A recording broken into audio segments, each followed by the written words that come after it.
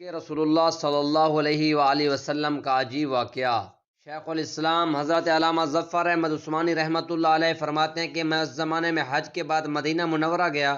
ہم لوگوں نے کھانا کھانے کے بعد دسترخوان کو لے کر ایک ڈھیر پر جھاڑ دیا تاکہ روٹی کے بچے ٹکڑوں اور ہڈیوں کو جانور کھا جائیں۔ تھوڑی دیر کے بعد جب میں اپنے کمرے سے باہر نکلا تو یہ دیکھ کر حیران رہ گیا کہ ایک خوبصورت 9 سال کا بچہ ان ٹکڑوں کو چون چون کر کھا رہا ہے۔ مجھے سخت افسوس ہوا کہ بچے کو لے کر قیام گاہ میں آیا اور اسے پیٹ بھر کے کھانا کھلایا، کیونکہ میں ایسی ہستی کے شہر میں تھا جو غریبوں کا والی اور غلاموں کا مولا تھا۔ میرے اس برتاؤ کو دیکھ کر بچہ بے حد متاثر ہوا۔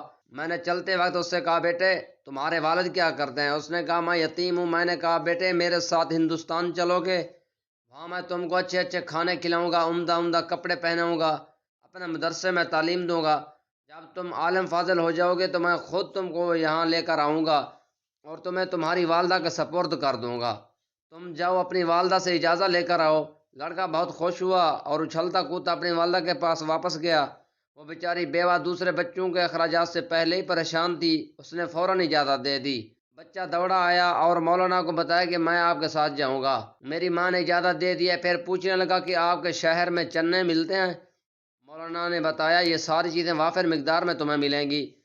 مولانا کا بیان ہے کہ میری انگلی پکڑے پکڑے بچہ مسجد نبوی میں وہ میرے ساتھ آیا اور ٹھٹک کر رہ گیا۔ سرکار دو عالم صلی اللہ علیہ وآلہ وسلم کے روضہ مبارک کو دیکھا اور مسجد کے دروازے کو، اور پوچھا کیا کہ بابا یہ دروازہ اور روضہ بھی وہاں ملے گا؟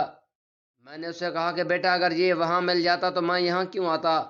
لڑکے کے چہرے کا رنگ بدل گیا۔ میری انگلی چھوڑ دی۔ بابا تم جاؤ، اگر یہ نہیں ملے گا تو میں ہرگز ہرگز اس دروازے کو چھوڑ کر نہیں جاؤں گا۔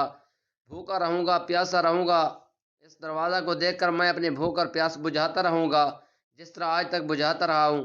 یہ کہہ کر بچہ رونے لگا اور اس کے عشق کو دیکھ کر میں بھی رونے لگ گیا۔ ماشاء اللہ، سبحان اللہ۔